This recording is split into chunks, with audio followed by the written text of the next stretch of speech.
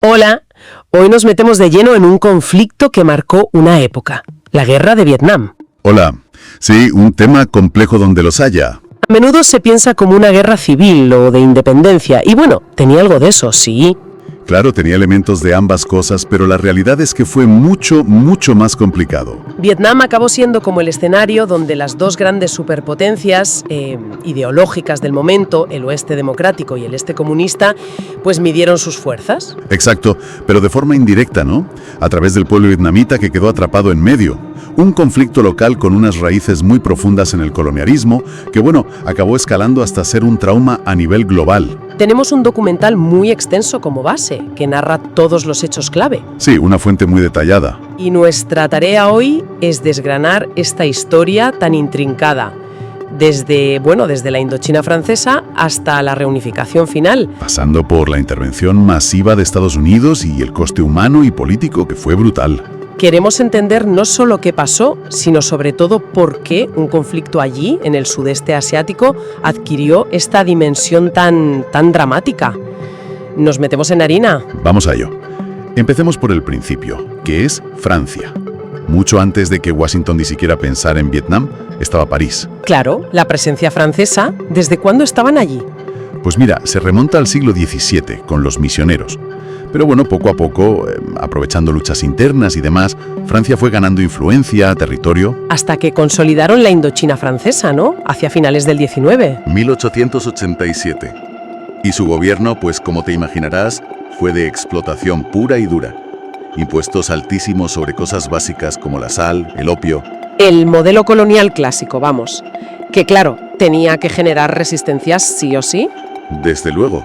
Y la generó. Surgieron movimientos como el Viet Cong ya en los años 20. Que intentaron la vía violenta, según el documental. Exacto. Asesinatos, un motín militar en 1930, pero los franceses los reprimieron de forma brutal. Fracasaron en ese momento, pero sembraron algo. El resentimiento estaba ahí. Y en ese caldo de cultivo aparece una figura clave, Ho Chi Minh y el comunismo. Su biografía temprana tiene tela, ¿eh? Viajes, alias... Sí, su juventud tiene lagunas, contradicciones. Nació en 1890, hijo de un funcionario que había sido destituido. Se fue a recorrer mundo trabajando en barcos. Francia, Reino Unido, Estados Unidos... Y fue en París donde se politizó. Ahí está la clave. Después de la Primera Guerra Mundial, vio que eso de la autodeterminación que progonaba a Occidente no iba con las colonias. Y eso que 100.000 indochinos habían luchado por Francia. Ojo. ¡Qué ironía! Y esa decepción con Occidente es lo que le empuja hacia Moscú, ¿no? Totalmente. Le acercó al comunismo. De hecho, fue miembro fundador del Partido Comunista Francés. Luego se formó en Moscú, con la Comintern, la organización esta para fomentar revoluciones comunistas. Y se convirtió en el agente principal de la Comintern en el sudeste asiático. Exacto. Mientras, Francia perseguía a los comunistas en Indochina. Para Ho Chi Minh y para muchos vietnamitas oprimidos, el comunismo parecía la única salida real al imperialismo. Llega la Segunda Guerra Mundial, cambia todo. Japón ocupa Indochina. Correcto. Francia cae en Europa en el 40 y Japón aprovecha para invadir Indochina y cortar los suministros a China. Y la ocupación japonesa fue igual o peor que la francesa. Y ahí Ho Chi Minh ve su momento. Ve la oportunidad, sí. En 1941 reorganiza el Viet Minh, un frente nacionalista liderado por comunistas, pero abierto a más gente. El objetivo, echar a japoneses y franceses. Independencia. Y aquí viene una de las grandes paradojas que cuenta el documental. Estados Unidos ayuda al Viet Minh, les da dinero, armas para luchar contra Japón.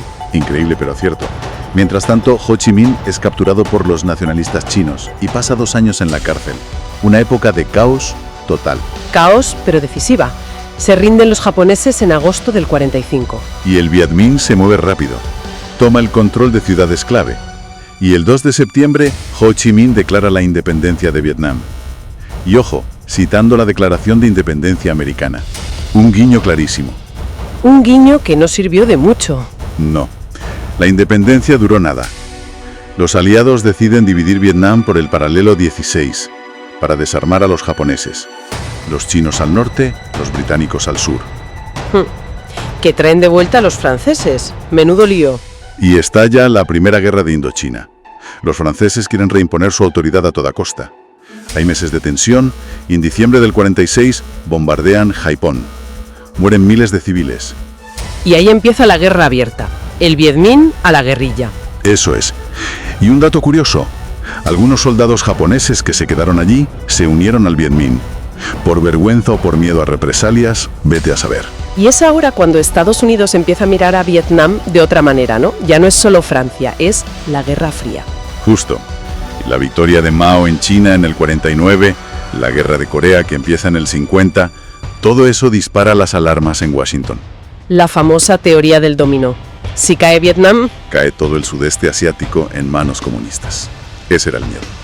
Y empiezan a financiar a los franceses a lo bestia. Llegaron a cubrir, como decías, el 80% de los costes. 80%. Ya no era solo una guerra francesa. No, ya era una lucha contra el comunismo global, financiada por EUU. Pero ni con todo ese dinero pudieron evitar el desastre de Dien Bien Phu en el 54. La derrota clave para Francia. Humillante y definitiva. Montaron una base aislada pensando que atraerían al Viet Minh a una batalla convencional donde ganarían fácil. Y pasó justo lo contrario. Fueron asediados, machacados durante casi 2 meses. Una carnicería tipo Primera Guerra Mundial. Demostró que el Viet Minh, con ayuda china, era un hueso muy duro de roer. Y esa derrota lleva a los acuerdos de Ginebra de ese mismo año, del 54. ¿Qué se acordó allí? Pues pusieron fin a la guerra entre Francia y el Viet Minh. Francia se fue de Indochina. Laos y Camboya, independientes. Pero Vietnam, partido por la mitad. Por el paralelo 17. Norte comunista con Ho Chi Minh. Y sur al principio con el emperador Bao Dai. Y lo más importante, se acordaron elecciones en 2 años para reunificar el país. Elecciones que nunca se celebraron. Nunca. Washington y su nuevo hombre fuerte en el sur, Ngo Dinh Dinh, tenían pánico a que Ho Chi Minh arrasara. ¿Quién era Diem exactamente? Un nacionalista católico en un país mayoritariamente budista y ferozmente anticomunista. Dio un golpe de Estado en el 55, con un referéndum bastante sospechoso, proclamó la República de Vietnam del Sur y dijo que de elecciones, nada. Y montó un régimen autoritario. Muy autoritario.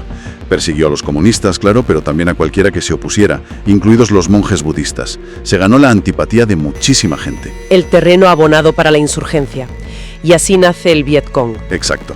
El Frente Nacional de Liberación, que es como se llamaban ellos. Apoyado por Vietnam del Norte a partir del 59 a través de la famosa ruta Ho Chi Minh. Una red de caminos por Laos y Camboya, ¿no? Para infiltrar gente y armas. Eso es. La guerra civil en el sur estaba servida y la violencia empezó a escalar muy rápido. Llega Kennedy a la Casa Dlaucar en el 61 y la implicación de EUU aumenta, aunque todavía no eran tropas de combate masivas. No, pero aumentó mucho. Más asesores militares que en la práctica hacían de todo.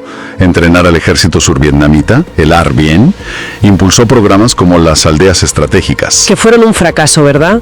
Intentaban separar a los campesinos del Viet Cong, pero acabaron generando más rechazo. Un desastre, sí, y también autorizó el uso de defoliantes como el famoso agente naranja para destruir la jungla que usaba la guerrilla. Y la gran novedad, los helicópteros, los Waze, operaciones de búsqueda y destrucción. Sí, el helicóptero se convirtió en el símbolo de esa fase de la guerra, pero el Viet Cong aprendió rápido a defenderse. Se adaptaron increíblemente. Impresionante. Esperaban a los helicópteros en las zonas de aterrizaje y les tendían emboscadas. La batalla de Apple Back en el 63 fue un aviso muy serio. El RBN, con todo el apoyo yanqui, fue derrotado. Y parece que Kennedy empezó a tener dudas. En privado sí, hay testimonios de que no lo veía claro, pero públicamente mantuvo el apoyo total a Vietnam del Sur. Y entonces llega 1963, un año terrible. Asesinan a Diem en un golpe de Estado. Y solo 3 semanas después, asesinan a Kennedy en Dallas. Lyndon J. Johnson se convierte en presidente y hereda Vietnam. Y Johnson, aunque al principio parece que también tenía sus dudas, optó por ir a más. Revirtió la orden de Kennedy de empezar a retirar a algunos asesores. Y mientras en Saigón, un caos político. Golpes de Estado uno detrás de otro. Era el preludio de la gran escalada. Y el detonante fue el incidente del Golfo de Tonkin, agosto del 64. El momento clave para la intervención masiva. Hubo un primer ataque, que parece que sí fue real, al destructor USS Maddox. Pero luego se informó de un segundo ataque, que hoy se sabe que fue muy dudoso. Probablemente no existió, pero a Johnson le vino de perlas. Lo vendió como una agresión comunista intolerable. Y el Congreso le dio luz verde total con la resolución del Golfo de Tonkin. carta blanca para usar la fuerza militar. Y ahí sí, empiezan a llegar tropas de combate americanas en masa, cientos de miles. 500.000 de soldados llegaron a estar allí en el 68, bajo el mando del general Westmoreland. Y empieza también la operación Rolling Thunder, bombardeos sobre Vietnam del Norte, del 65 al 68. Una campaña aérea masiva y sostenida. Pero, como cuenta el documental, muy frustrante para los pilotos. ¿Por qué? ¿Por las restricciones? Washington tenía pánico a provocar una guerra directa con China o la Unión Soviética. Así que prohibieron atacar muchas cosas. Bases aéreas, los emplazamientos de misiles tierra-aire, los SAM tenían que identificar visualmente los objetivos antes de disparar. Lo que anulaba la ventaja tecnológica de aviones como el F-4 Phantom, ¿no? Totalmente. En combate cercano contra los MiG, terrible. Rolling Thunder costó casi 600 aviones americanos y miles de vidas o prisioneros, como John McCain. Y lo peor es que no consiguió sus objetivos principales. No quebró la voluntad de Hanoi. No, ni detuvo la infiltración hacia el sur. Fue un fracaso estratégico. Los propios pilotos, irónicamente, la llamaban Rolling Blunder, la torpeza rodante. Mientras, en tierra, la estrategia de Westmoreland era la del desgaste. Matar más enemigos de los que el norte pudiera reemplazar. La famosa body count, el recuento de cadáveres. Buscaba la gran batalla decisiva al estilo clásico.